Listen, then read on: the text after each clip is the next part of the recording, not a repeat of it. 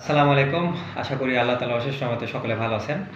আজকে যে বিষয়ে কথা হলো সেটা হলো অনেক মহিলা দেখবেন যে কাপড় চাপড়াতে বা কাপড় যখন চিপায় তখন তার হাতে প্রচণ্ড ব্যথা হয় বা কিছু করতে পারে না, স্টিফ হয়ে যায়। এর কারণ কি? মেইনলি সিম্পলি কারণ হলো ২ টা। একটা হলো ভিটামিন ডি এর অভাব বা হলো ক্যালসিয়ামের অভাব।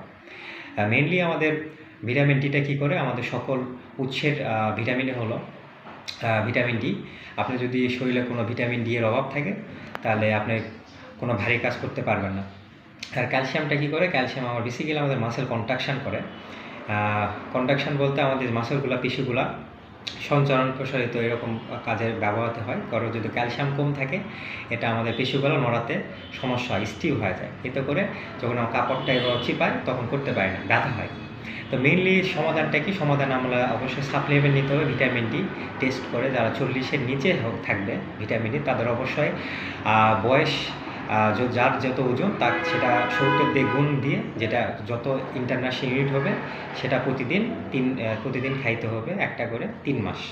আর ক্যালসিয়াম বেসিক্যালি আমাদের খাবারের মাধ্যমে নেওয়া উচিত, কারণ বাজারে যত সাপ্লিমেন্ট আছে ক্যালসিয়াম এগুলো আমাদের গ্যাসের সমস্যা বা বিভিন্ন সমস্যা করে।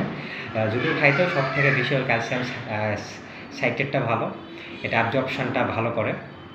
তো স্পেশালি ক্যালসিয়ামের জন্য আমরা খাবারের মাধ্যমে আমরা বেশি বেশি করে নিব এবং রাখা ভালো। ক্যালসিয়াম অ্যাবজর্পশনের জন্য বেস্ট হয় ভিটামিন সি এর সাথে খাওয়া।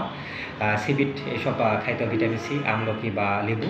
এবং ক্যালসিয়ামের জন্য আমরা দুধ খাইতে পারি, কাঠবাদাম খাইতে পারি এবং হলো আমাদের বিভিন্ন ধরনের কলিজা দেন হলো আপনার মাংস, এগুলো প্রতিদিন খাবেন এবং হলো অবশ্যই লাইফস্টাইল মডিফিকেশান করবেন।